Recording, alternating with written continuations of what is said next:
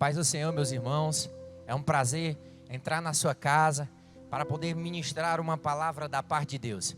Estamos aqui com esse vídeo, trazendo uma aula da escola dominical, a lição 4 da revista, que o título é A Iluminação Espiritual do Crente. Eu tenho certeza que Deus tem algo especial para falar contigo, através dessa lição.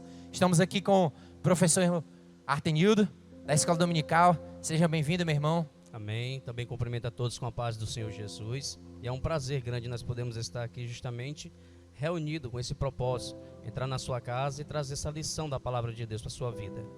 Bênção do céu. Meu irmão Flaviano também está conosco, além de ser o superintendente, também um excelente professor. Irmão Flaviano. Glória a Deus. Eu agradeço também a oportunidade, meus irmãos, de estar aqui também contribuindo com essa lição de número 4. Bênçãos do céu. Hoje nós vamos estar aqui de uma forma dinâmica, repassando para vocês essa lição, e eu agradeço a rica oportunidade. E de antemão, já pedindo perdão aos irmãos, porque tudo para mim aqui é novidade, em nome de Jesus. Glória a Deus. Meus irmãos, não vamos perder tempo. Como eu falei, o tema da lição é a iluminação espiritual do crente. O textuário é: para que o Deus de nosso Senhor Jesus Cristo, o Pai da glória, vos dê em seu conhecimento o espírito de sabedoria e de revelação. Verdade prática, a vocação do crente, incluindo a herança de preciosas riquezas conferidas aos eleitos pela grandeza do poder de Deus. Martenildo, por gentileza, o senhor pode ler o texto, leitura em classe? Amém. A leitura bíblica em classe, você no seu lar, você pode pegar a sua Bíblia e poder nos acompanhar. É em Efésios, capítulo 1, do versículo 15 até o 23.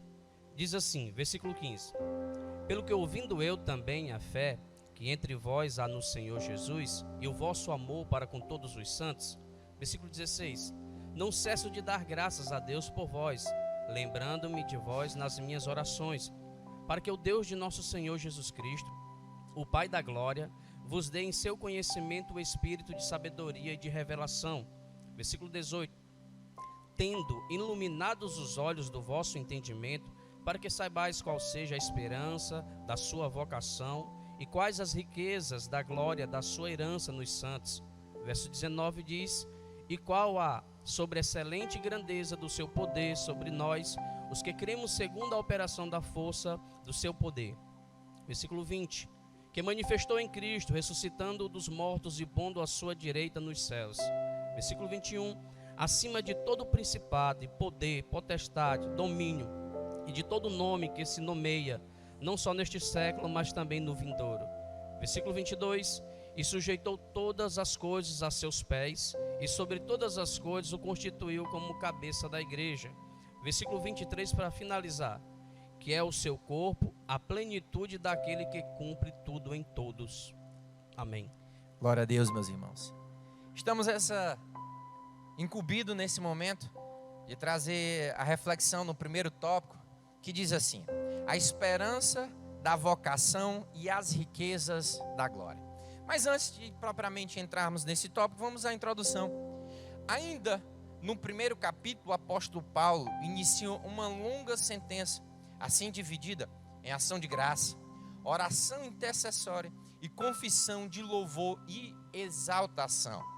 Nessa sentença, somos exortados a louvar ao Senhor pela nossa eleição, buscar a iluminação do Espírito Santo para compreender a dimensão de nossa chamada e herança divina, bem como entender a grandeza do poder de Deus.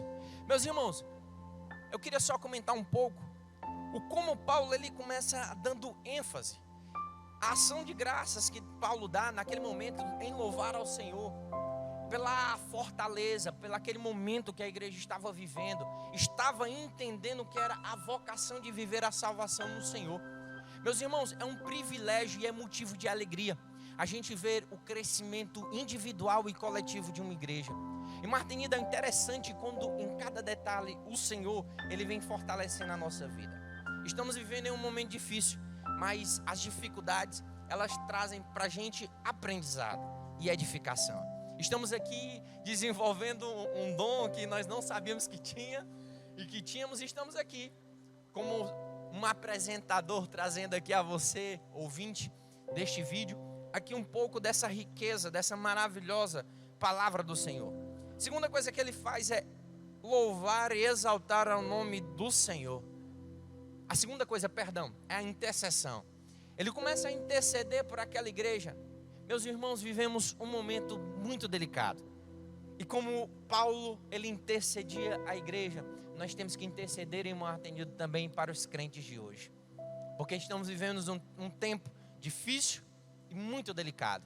Mas a presença do Senhor, ela nos fortalece. E a última coisa que Paulo faz, ela é a exaltação e louvor ao nome do Senhor. Meus irmãos, louvar e exaltar ao nome do Senhor vem de um coração grato, em ver as suas maravilhas. Meus irmãos, nós temos que ter a gratidão no nosso coração, para louvar sempre e exaltar ao nome do Senhor, porque grandes coisas Ele tem feito no nosso meio, irmão Flaviano.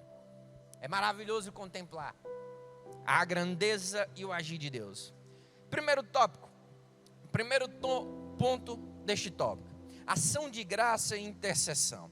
O apóstolo se alegra em dar graças a Deus pela vida dos eleitos e por todas as bênçãos espirituais recebidas, tais como a eleição, a predestinação, a filiação e o dom do Espírito Santo. Ele intercede para que seja concedido aos seus eleitos o espírito de sabedoria e revelação.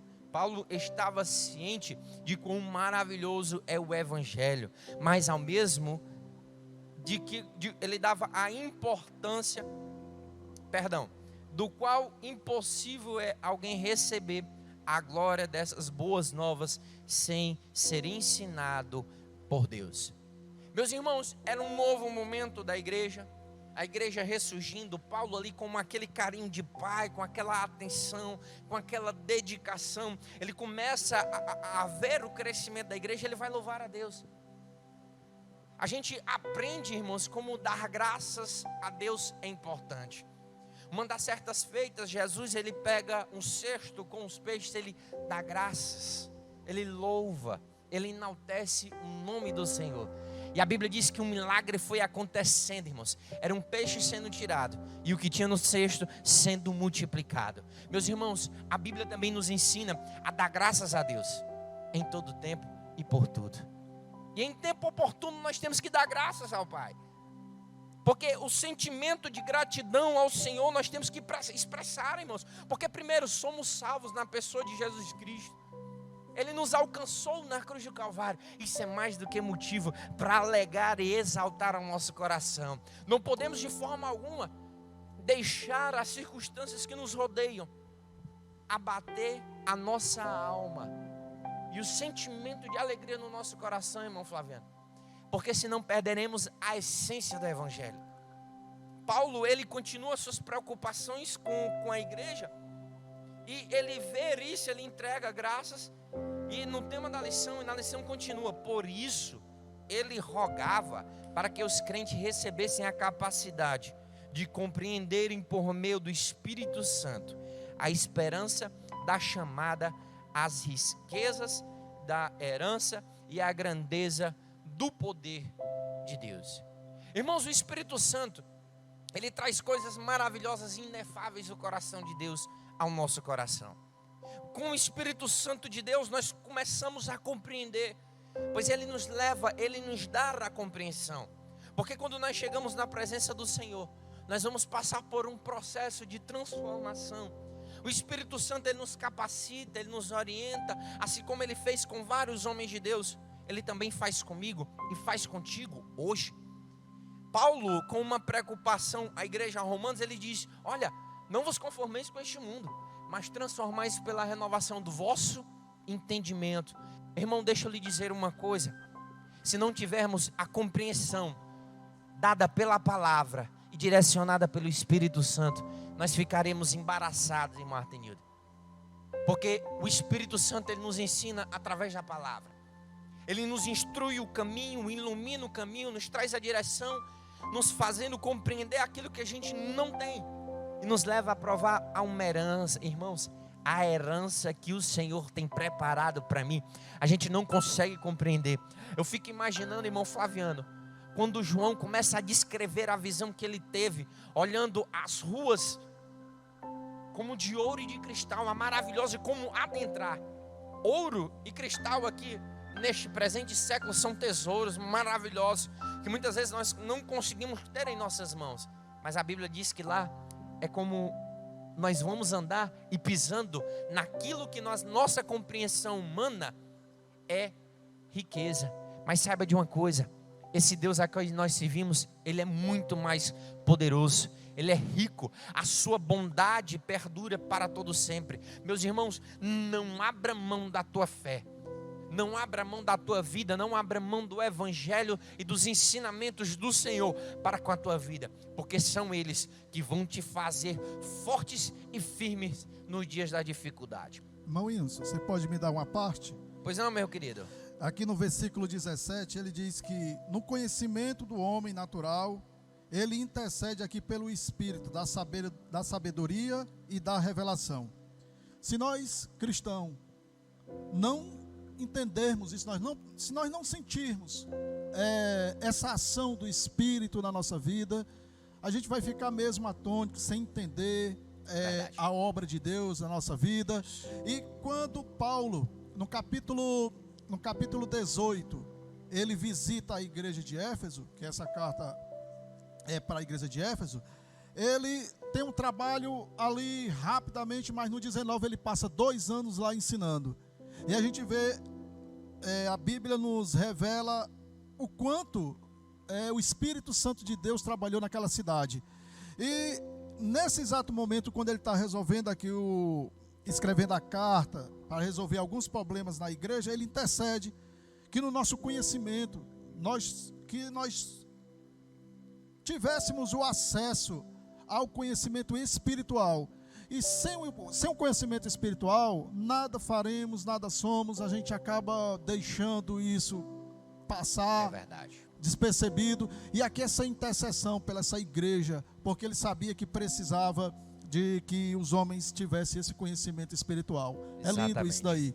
Isso aí sirva de lição para todos nós, intercedermos pela nossa igreja aqui, para que as pessoas tenham acesso, que eles possam contemplar assim como nós contemplamos. Maravilhoso a minha vida em Cristo Jesus. Eu tenho experimentado e tenho visto muita coisa espiritual e é maravilhoso. E temos que interceder sim, assim como Paulo fez pelos irmãos de Éfeso. Meus irmãos, as experiências e os relatos que nós vemos na Bíblia são maravilhosos e edificam a nossa vida. Mas o experimento, irmão Flaviano, vivido individual, ele transforma a nossa vida. Porque quando nós começamos a sentir a ação do Espírito Santo literal no nosso ser, na nossa vida, nós podemos entender e compreender um pouco o que esses homens viveram. Porque eu não posso dar dimensão à experiência do irmão Flaviano ou do irmão Artenildo, porque elas são individuais e a sua, ela também é preciosa. Amém? Vamos voltar para a lição. A esperança da vocação. Em sua petição a Deus, Paulo intercede para que o Espírito Santo ilumine os crentes, a fim de saberem qual seja a esperança da vocação.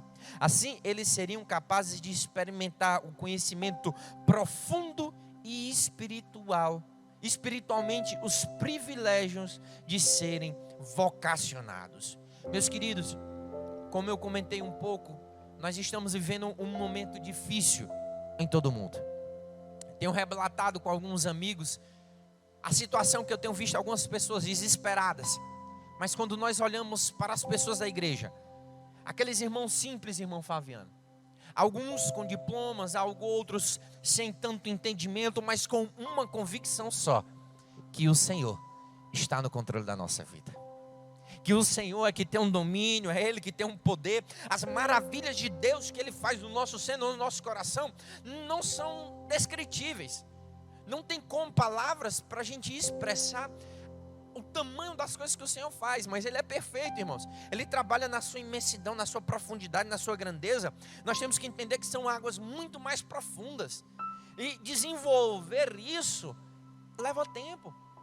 desenvolver essa espiritualidade, esta vocação, vivendo na presença do Senhor, não é fácil, mas leva tempo. São vivências, são momentos que o Senhor edifica e transforma na nossa vida. Podemos dizer que tal esperança divide-se pelos 3 aspectos. Deus chamou pessoas no passado, ou seja, uma chamada em que Ele teve a iniciativa por meio da eleição em Cristo, do qual fazemos parte. O Senhor nos chama para viver na presença dEle. Mas permitam-me fazer uma colocação aqui, nesta lição. Irmão Flaviano, a vocação e a chamada da presença do Senhor, ela tem um pré-requisito, meu querido: a sua disposição. Nós temos que estar disposto, irmão Artenildo, a viver o que o Senhor tem para nós. Às vezes o empecilho da manifestação da graça, da bondade, da eleição de Deus vir sobre a minha vida e sobre a tua vida, somos a nossa dedicação, o nosso empenho, a nossa aceitação para o que o Senhor tem para nós. Não podemos querer adaptar o padrão de Deus à nossa vida, mas somos nós que temos que nos adaptar ao padrão, à vontade, à chamada que é especial, que é diferente, que é transformadora. É transformadora, meus queridos. Então é um privilégio viver esse momento. Segundo ponto aqui que nós temos que entender também é: chamada abrange o serviço e a santificação no presente. Isto é achar-se irrepreensível, viver em comunhão e andar de modo digno. Meu querido, o Senhor não nos chamou para uma fé inerte. O Senhor nos chamou para uma fé dinâmica. O Espírito Santo, Ele traz essa ação na nossa vida. Ele tem a capacidade de mover a igreja, e é por isso que a igreja é viva, é por isso que nós não estamos aqui de mãos paradas e atadas, porque o Espírito Santo de Deus, Ele nos move, Ele nos transforma. Em todo momento que a igreja estava parada, Deus usava de uma situação ou de uma ação espiritual para mover a igreja. Um dos símbolos do Espírito Santo no Antigo Testamento era aquela coluna de fogo que durante a noite guiava o povo. O povo, a coluna de fogo se mexia, o povo andava. Ei, meu querido, o Espírito Santo de Deus, Ele move com a gente. Então, eu acho difícil um crente que aceitou a chamada de viver na presença do Senhor, ele está inerte, porque o Espírito Santo de Deus, Ele é vivo e Ele é transformador. Vamos viver nessa obra que também é santa, da mesma forma que Ele nos chama, Ele nos movimenta, Ele nos chama para sermos santos. O Espírito Santo, Ele purifica-nos, nos leva ao entendimento, e o entendimento nos purifica, nos transforma. Vamos lá, prosseguindo. O terceiro ponto dessa eleição é a participação gloriosa no futuro, que compreende a vida eterna e a esperança de conhecer Deus face a face. Meus irmãos, a eternidade, ela começa aqui na terra. O Senhor nos chamou para viver na presença dEle, e é justamente na eternidade, irmão Atenildo, que tem que estar o nosso coração. E deixa eu te dizer uma coisa: quanto mais da eternidade você busca, mais da eternidade você vai ter. E a esperança que nós temos que ter, que hoje nós vemos o Senhor pela fé, mas amanhã veremos Ele como Ele é, pela sua plenitude, pela sua face. Eu queria que o irmão Atenildo abrisse em 1 Coríntios 13:12 e fizesse essa leitura, porque, meus irmãos, o texto, ele vai nos dar uma dimensão. Paulo, falando a outra igreja, ele traz à memória do povo a razão da sua fé. 1 Coríntios capítulo 13, versículo 12. Meus irmãos, a nossa fé, ela vai ter uma conclusão na eternidade. Martinildo, por gentileza. Pronto. 1 Coríntios capítulo 13, versículo de número Isso. 12. Porque agora vemos por espelho em enigma, mas então veremos face a face. Agora conheço em parte, mas então conhecerei como também sou conhecido. Meu querido, a tua natureza natural não tem condição de contemplar a face literal do Senhor. Mas pensa, quando eu estou fora arrebatado, quando o teu corpo for trocado por um corpo incorruptível, onde tu receber vestes brancas, se encontrar com a face do Senhor, você vai poder olhar para Ele e dizer: mas como tu é lindo, os teus cabelos são maravilhosos, a tua pele é linda, a tua forma de agir, a tua forma de andar. Meu irmão, pensa como vai ser lindo poder contemplar a face do Senhor, irmão atendido, passar essa vida de tribulação, de dificuldades, com uma única expectativa: encontrar e ver a face do Senhor, irmã Flaviana.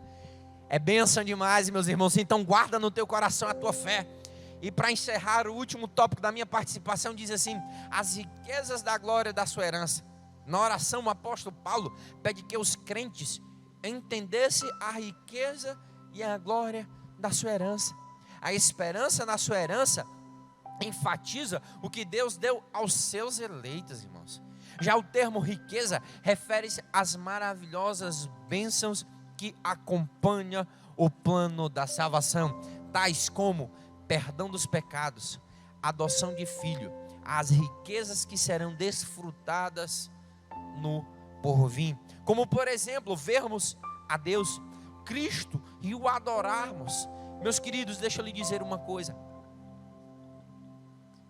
Eu queria que você trouxesse à memória, à sua mente, a maior expectativa de riqueza que você tem.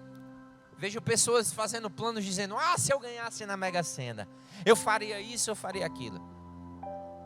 A esperança que tu tem que ter no teu coração: quando eu chegar na eternidade, a riqueza que eu irei encontrar lá vai ser grande. Primeiro, para você vai ter um lugar. Cristo, ele disse: para onde eu for, eu vou preparar um lugar para que vocês estejam também, e vos levarei para lá. Deixa eu lhe dizer uma coisa: talvez você esteja me ouvindo e não se sinta em um local especial. Na presença do Senhor tem um local, mas na eternidade tem um localzinho preparado especialmente para você. A riqueza do Senhor, ela é maior do que você pode contemplar. Aqui nós encontramos a maior riqueza, que é a salvação, a adoção da parte do Senhor, o perdão de pecado, meus irmãos. Mas vai ter coisas maiores e muito mais ricas, porque a riqueza do Senhor, como eu falei, ela começa aqui. A eternidade começa aqui e ela se concretizará na presença do Senhor. Sim, no dia aprazado, os fiéis estarão reunidos na boda do Cordeiro. Então os salvos tomarão posse da herança preparada desde a fundação do mundo. O Senhor tem algo preparado desde o início de tudo aquilo que a gente entende como mundo e daquele que Ele ainda há de nos mostrar. Não vamos estar de mãos abertas, porque Ele tem um tesouro para nós. É lindo, irmão Flaviano, poder contemplar isso. Glória. Maravilhoso. Bênçãos do céu. Provisão de Deus. Tremendo. Glória a Deus. O tópico de número 2, a sobre excelente grandeza e a força do poder divino. O poder divino é imensurável e nada pode detê-lo. Em sua carta, Paulo se esmera no esforço de traduzir a grandiosa e eficácia desse poder que opera em favor dos crentes. Irmão Artenildo, esse poder, Paulo, quando ele está escrevendo ali aos irmãos da igreja de Éfeso, ele quer explicar essa grandeza, esse poder, essa glória que eles iriam receber através da sua intercessão. E não é diferente com nenhum dos irmãos atuais que precisa sentir e precisa ver esse poder. Paulo, ele intercede ao Deus Todo-Poderoso, no nome do Senhor Jesus, que eles contemplassem esse poder, o poder divino. O subtópico 1 diz o seguinte: a sobreexcelente grandeza do poder, do seu poder. O apóstolo Paulo tenta explicar essa grandeza desse poder através de 3 palavras do grego. A revista já nos entrega ela transliterada, que é o pérbalo, que significa extraordinário, megatons, que traduzido é grandeza, e dunamis, que quer dizer poder. Então, meus irmãos, essas três palavras que já estão traduzidas, ela pode ter outra interpretação, mas já foi transliterada e traduzida. Paulo está tentando explicar a grandeza desse poder. E ao longo da minha vida, desde que eu aceitei Jesus em 2007, eu venho caminhando e venho contemplando esse poder. E o mais maravilhoso na minha vida, de contemplar esse poder, foi quando me foi confiado algumas funções dentro da igreja. E como obreiro, eu costumo dizer na sala de aula que é maravilhoso você ver esse poder inundar a igreja, aonde quando você fica com os olhos abertos, nesse momento de glória, você contempla pessoas ali chorando, outras glorificando, outras alegres, outras intercedendo. A ação desse poder é tão maravilhosa que Paulo não consegue explicar para a igreja de Éfeso, que ele exalta esse poder, um poder acima da nossa compreensão natural, do nosso poder, das nossas limitações. Paulo traz esse poder, ele dá ênfase a esse poder de uma grandeza sobrenatural. E é bem verdade. Nós só podemos nos firmar em Cristo Jesus, na presença dele, se nós tivermos acesso, contemplar e poder interceder a outros que possa sentir esse poder. E é dessa maneira que Paulo, escrevendo aos nossos irmãos da época da igreja de Éfeso, que ele dá ênfase, que diz mais ou menos o seguinte: o apóstolo Paulo orou para que os salvos pudessem entender sobre excelente grandeza do poder de Deus, que está na leitura de classe no versículo 19. Perceba que a palavra sobre excelente é traduzida do grego, o pérbalo, que é que a gente já explanou essas três palavras para que a gente pudesse sentir, para que a gente pudesse entender essa grandeza, a grandeza do poder de Deus. E ela é para todos nós.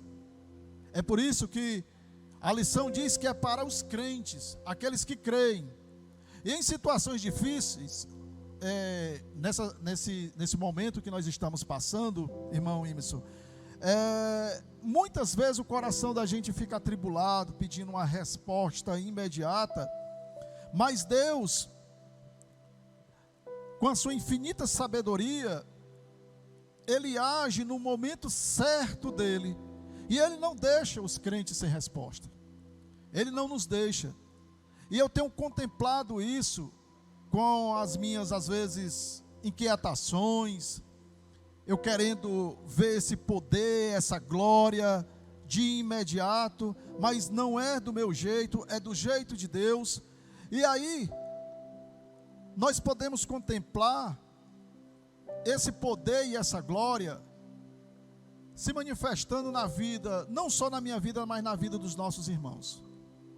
E Paulo, ele intercede para que os nossos irmãos da época pudessem contemplar esse poder. O segundo tópico, o subtópico de número 2, ele vai nos dar aqui a oportunidade de ver essa força do poder divino. A força do poder divino, que diz o seguinte: na sentença, segundo a operação da força do seu poder, o apóstolo faz uso de 3 vocábulos gregos. Primeiro, operação. Segundo, força. E o terceiro, ele vai falar o poder inerrante do nosso Deus.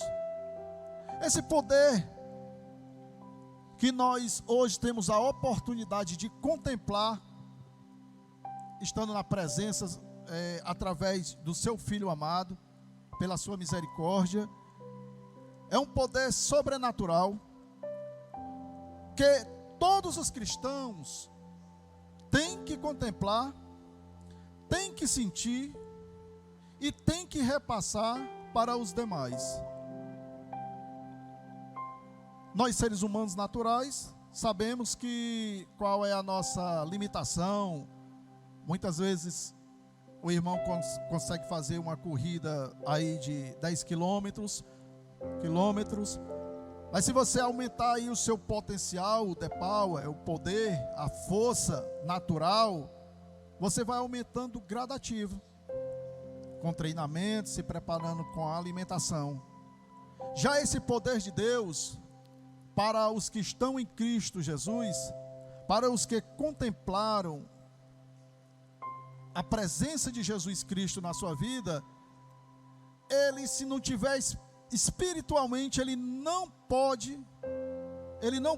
receber esse poder, porque o natural, receber esse poder sobrenatural, ele não tem essa capacidade de receber sem a presença de Jesus. A carta de Paulo a 1 Timóteo, no capítulo 3, ele é bem claro, onde ele diz que todos aqueles que forem chamados à obra do Senhor, não seja neófito, ele tenha um tempo de experiência, ele possa ter contemplado a ação, ele possa ter contemplado a glória de Deus, o poder, a experiência, enfim. Somente com o tempo, meus irmãos, com a experiência do cotidiano, na presença dele, nas congregações, na nossa vida secular, no trabalho, na faculdade, é que a gente pode entender, nós podemos entender que ele está conosco, e nessa intercessão, nessa oração, em tudo que a gente faz, a gente consegue entender que ele está ao nosso lado, e esse poder, ele é acessível sim. E Paulo, falando com os nossos irmãos da época ali, ele coloca essa situação, tenta ali explicar aqui na sua carta, mas a sua intercessão ali era para que todos pudessem contemplar esse poder, essa glória, para que eles pudessem caminhar em Cristo Jesus, firmes e fortes, sem se desviar 1 milímetro ali, para que a vida deles em Cristo Jesus pudesse dar testemunhos às demais igrejas, pudesse chegar essa carta até aqui a nós, nesse exato momento. E para finalizar aqui, ele fala, aqui no final aqui do tópico, do subtópico 2, ele diz que o primeiro, que esse poder a gente pode ter a grande certeza com a ressurreição de Cristo. Segundo, a sua ascensão à direita de Deus no céu. E terceiro, a sua elevação acima de todo o nome. Glória a Deus. Meus irmãos, esse poder, essa glória, essa certeza já está profetizada para todos nós. O Senhor comentou, meu irmão, porque é lindo o que nós não temos. Deus, ele escreve isso quando ele fala a Paulo no momento de intercessão. Perdão. Paulo, naquele momento de intercessão, em 2 Coríntios, capítulo 12, dizendo: eu orei ao Senhor. Orei uma vez, 2 vezes, a terceira vez ele ouviu a resposta de Deus: Paulo, a minha fraqueza, o meu poder se aperfeiçoa na tua fraqueza. Perdão, irmãos, Deus, ele não tem fraqueza. A fraqueza é inerente nossa, do homem. Mas o Senhor, ele nos guarda, para que a gente possa estar aqui. Por isso, irmão Atenildo, agora a bola está contigo. Deus abençoe, meu irmão. Amém. É interessante naquilo que está sendo falado. Como o irmão Emerson mesmo falou, acerca da vocação, do chamado. O irmão Flaviano do mesmo modo, do poder, da experiência de uma forma individual que cada um de nós temos diante de Deus, né? E Paulo, com aquela alegria, né? Muitas das vezes você vê a expressão dele: regozijai-vos, né? Alegrai-vos no Senhor. E essa alegria que contagiava dentro dele, muitas das vezes ele estava em prisão, porém o seu corpo físico preso, mas a sua alma estava livre para adorar, para glorificar a Deus. E essa alegria dentro do coração dele, ele queria compartilhar e que todas as pessoas, todos os outros irmãos também sentissem o mesmo que ele estava sentindo, essa experiência de uma forma individual com Deus e o poder de Deus manifestado através do Espírito Santo de Deus na vida dele. Então essa experiência ele queria transmitir para nós. E essa experiência nós passamos, que cada um de nós sabemos de onde Deus nos tirou. Muitos viviam presos nas drogas, na prostituição, na bebedice, né? No mundo do adultério. Mas o Senhor tirou essa pessoa, esse indivíduo de lá e fez dele uma nova criatura. Onde você vê que isso é graça, que é favor imerecido. Nós não merecemos, mas o Senhor, pelo seu poder, pelo seu amor, infinita bondade, né, ao ponto de dar seu único filho para morrer por nós, mesmo sabendo que nós éramos pecadores. Como o texto mesmo diz, todos estavam afastados, né, da glória, da presença de Deus, mas através de Jesus nós fomos restaurados. E é interessante que o terceiro ponto da lição, para nós finalizarmos ela agora, diz justamente isso, porque a experiência de todos nós, tantos os do Novo Testamento, todos do Antigo Testamento, e a experiência individual de uma forma geral, Jesus foi o exemplo. Ele bota assim no terceiro ponto, para terminar: Cristo é o nosso exemplo de exaltação. Só que Cristo não é só o exemplo de exaltação, ele é o exemplo de tudo para todos nós. Na verdade, ele é o exemplo de tudo. É interessante que diz assim: nesse ponto veremos três aspectos da exaltação de Cristo que atestam a grandiosidade do poder de Deus disponível também aos crentes. Primeiro ponto diz: Cristo, as primícias dos que dormem. Paulo enfatiza que o poder de Deus se manifestou em Cristo, ressuscitando-o dos mortos. De fato, o Novo Testamento descreve a ressurreição de Cristo como obra do poder de Deus. Ao ressurgir dentre os mortos,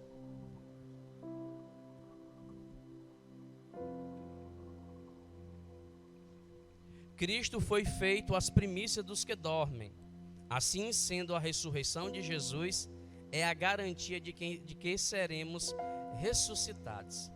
Veja só, Cristo ele foi o exemplo da exaltação, porque nós sabemos que aquilo que o homem em si mais teme é a morte, chama-se a morte. E você vê que Jesus, ele veio como um cordeiro vivo, né? Como um cordeiro, né? Como aquele que veio para justamente o que? Tirar o pecado do mundo. E você vê que a ressurreição de Cristo é de uma forma, posso dizer assim, soberana, e posso dizer assim, de uma forma grandiosa o que aconteceu, ao ponto de Deus ressuscitá-lo ao terceiro dia. Ele é o exemplo vivo, porque nós sabemos perfeitamente que as pessoas que estão no mundo, elas não têm, muitas das vezes para elas, você entra, vê o desespero quando alguém morre, não tem aquela esperança de que novamente vai ver aquele ente querido, ou nem sabe aonde ele está, ou nem sabe sequer onde ele está. Então Jesus, ele nos traz essa garantia quando nós estamos na sua presença, na sua presença. E é interessante que lá em 1 Coríntios, eu quero até que os irmãos vejam, 1 Coríntios capítulo 15, versículo de número 14, porque isso é a razão de mim, do Imerson, do Flaviano e de você que está na sua casa, no seu lar nesse momento. É a base do nosso alicerce, porque o capítulo 15 de 1 Coríntios, ele fala tudo a respeito da ressurreição de Jesus Cristo de Nazaré, né? É interessante, é importante você ler ele todo, mas o versículo 15, lê para mim. Glória a Deus. Capítulo 15, versículo 1 Coríntios, capítulo 15, versículo 14, diz assim: e se Cristo não ressuscitou, logo é vã a nossa pregação, e também é vã a nossa fé. Então você vai ver que nossa esperança em si está em Cristo Jesus. Ele foi a prova viva, ele foi morto, mas ao terceiro dia ele ressuscitou. E através da sua ressurreição, porque existem pessoas aí que, querendo ou não acreditam que Jesus de Nazaré ressuscitou. Tem até algumas teses que na verdade ele teve uma catalepsia, né? Que depois, né? Ele apagou naquele momento, mas depois ele tornou a vida.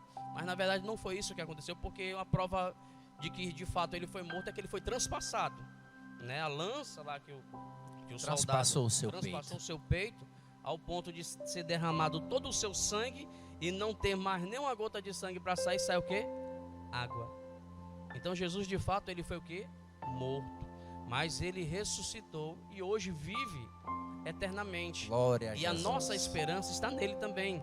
Tanto nós que estamos aqui vivos, aí entra Tessalonicenses, 1 Tessalonicenses, capítulo 4, versículo 16, quem se o irmão puder me ajudar, é a nossa fé, está justamente nisso, de sabermos que Deus está vivo e vive para todo sempre, em nome de Jesus. Vamos ler para nós finalizar. 1 Tessalonicenses, capítulo 4, versículo 16. Diz assim a palavra do Senhor: porque o mesmo Senhor descerá do céu com alarido e com voz de arcanjo e com trombeta de Deus, e os que morreram em Cristo ressuscitarão primeiro. Ou seja, os que morreram em Cristo ressuscitarão primeiro. Então, mesmo que aqueles que já partiram no Senhor, mas nós temos essa promessa na nossa vida, porque isso é uma promessa de que novamente os mortos ressuscitarão, nós os vivos seremos o quê? Arrebatados para junto com Deus. Irmão Artenildo, me deu uma parte aí, meu irmão. Em João, o Evangelho de João, no capítulo 16, versículo 8, ele vai estar falando, o evangelista João vai estar falando sobre a vinda do Consolador. É por isso que as nossas vidas sem o Espírito de Deus, a gente não consegue entender nada. E ele diz o seguinte, irmão Artenildo: e quando ele vier, convencerá o mundo do pecado, da justiça e do juízo. Versículo 7. Do pecado, porque não creram em mim, em Jesus Cristo. Da justiça, é uma justiça. Só quem convence a nós que estamos em Cristo Jesus, o Espírito Santo nos convence que há uma justiça a ser feita. No versículo 10 diz o seguinte: da justiça, porque vou para o meu Pai e não me vereis mais. É interessante, irmão Artenido, que essa justiça, o Espírito Santo de Deus, assim como Paulo intercede pela igreja, o Espírito Santo é que nos convence dessa justiça, que nós iremos, assim como Jesus Cristo já foi o primeiro que já fez isso, o primogênito que já ascendeu ao céu, já foi aos céus. Ele nos mostra, ele nos dá essa convicção que essa justiça é para todos os que estão em Cristo Jesus. E o Espírito de Deus é quem nos convence dessa maravilha, desse poder imensurável, assim como Paulo diz, que nós estamos esperando, crendo que isso vai acontecer. Logo mais nós estaremos juntamente com ele. E sem falar que foram cerca de quase 500 pessoas que viram Jesus sendo elevado às alturas, né? Para fechar, também temos aqui o ponto 2, que diz assim, ó: Cristo elevado à direita de Deus. Já aqui tem uma parte que diz assim: o grau de exaltação para uma posição de honra e autoridade indica o completo triunfo de Cristo sobre o pecado e as forças do mal. É interessante acerca dessa honra, né? Você vê que Deus, Jesus hoje, ele está à destra do Deus Pai. E essa mesma honra, Deus vai dar também a cada um de nós. Um dia nós estaremos na presença dele. Tem pessoas que honram quando o pastor, ou um outro irmão, ou um amigo está honrando a vida dele. Gosta de ser honrado pelos homens, mas não tem coisa mais especial na nossa vida do que sermos honrados por Deus. Porque muitas das vezes o homem ele é falho, né? Muitas das vezes o que a gente mais vê é a ingratidão. Mas quando de repente o homem ele é honrado pelo próprio Deus, e você vai ver essa honra naquele grande dia, onde todos nós estaremos na presença dele. Porque só estar lá já é um privilégio, uma honra, uma gratidão eterna nas nossas vidas, né? O ponto 3, para me finalizar: Cristo, ele é exaltado sobremaneira. Nesse ponto, Paulo ensina que o poder de Deus exaltou Cristo acima de todo o principado, e poder e potestade e domínio, e de todo o nome que se nomeia. Significa que ele foi exaltado acima de toda eminência do bem e do mal, e de todo título que se possa conferir nessa era, e também no porvir. O resultado desse triunfo traz duplo benefício para a igreja. Primeiro, que Deus fez Cristo o cabeça da igreja. Pronto. É interessante para nós finalizarmos agora, e eu já entregar para o irmão Flaviano o microfone. Você vai ver que Cristo, ele é o que? É o cabeça da igreja. Só que a igreja somos nós. A igreja que aqui está se referindo, Cristo como cabeça, é o organismo vivo.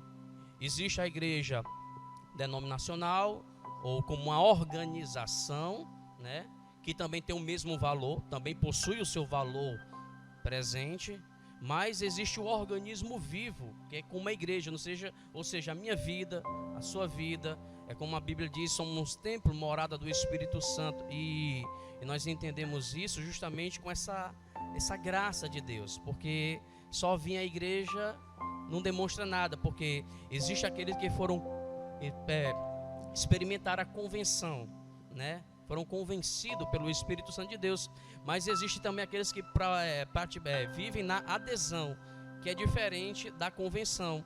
Ou seja, é uma pessoa que pode estar no meio religioso, em uma denominação, pode estar em uma organização, mas porém não participa do corpo de Cristo, de tendo Cristo como cabeça, porque Cristo, de fato, ele é o cabeça de um organismo vivo, né? Levando para o lado do sincretismo religioso. E a grande diferença entre a religião e um cristão, que de fato tem Cristo como o nosso Senhor e Salvador, é que o religioso, ele sempre se preocupa consigo mesmo. Já o cristão não, ele sempre se preocupa com a vida do outro. Ele sempre se preocupa com o próximo. E isso é que faz a diferença, porque uma das coisas que Jesus mais sentia em seu coração, posso dizer assim, era justamente o amor ao próximo, onde ele vinha aquela pessoa na sarjeta, no lamaçal do pecado, mas ele se colocava no lugar dele, ao ponto de querer o que? Ajudar. Então assim é esse ensinamento, como lição para as nossas vidas. Cristo é o grande exemplo para todos nós. Amém? Amém. Glória a Deus. E para concluir, embevecidos com as bênçãos espirituais, Paulo mantém a adoração contínua ao eterno Deus, atitude que deve ser seguida por todos os salvos. A compreensão das dádivas da salvação demonstra o excelso valor daquilo que Deus fez por nós. Seus atos poderosos viabilizam a transformação e a glorificação dos que creem. Aleluia. Meus queridos, estamos aqui através desse meio trazendo mais uma lição. Muito bom, experiência para nós. Primeira, lição, né? Primeira, nervoso, bom. tudo novidade. Vamos nos desculpando. Estamos aqui como marinheiros de primeira viagem, mas esperamos que a graça e o entendimento de Deus seja sobre a tua vida. Que Deus te abençoe. Na próxima semana estaremos com mais uma lição e com mais um vídeo. Iremos orar por você. Senhor Deus e eterno Pai, estamos aqui, Senhor, gratos a Ti por tudo que o Senhor fez e por tudo que o Senhor ainda há de fazer na minha vida e daqueles que estão vendo este vídeo nesse momento. Que o Senhor possa trazer graça e entendimento e que o Senhor possa trazer edificação sobre a vida dos Teus filhos, em nome de Jesus. Amém. Que Deus te abençoe. Glória a Deus.